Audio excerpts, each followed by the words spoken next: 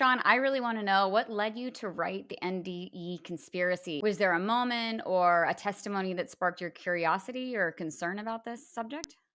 My good friend Randy Kay, who Billy is familiar with, he and I just started this podcast called Two Christian Dudes, and it was me, who has never had a near death experience, Randy, who's a near death experiencer, just interviewing other people who've had NDEs. And our friend Brian Melvin has a really interesting story. During his experience, he finds himself on this kind of plane where he sees his house that he grew up in. And a few things are out of place, like the driveway's in the wrong place. There's a tree in some strange place, but it looks very much like his childhood home. And in a few moments, people, what looks like people, so deceased people, souls on the other side, they start coming up to Brian, not unlike you'd expect in like a welcoming committee that somebody would have at the gates of heaven. Like, Brian, we're so glad you're here. Welcome to heaven. We're so glad to see you. This is great.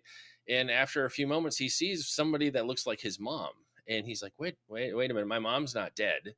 And so this is really strange. And so he would tell you if he'd been resuscitated in those early moments of that experience, he would have thought he was fine. He would have thought he was going to go to heaven and everything was going to be great.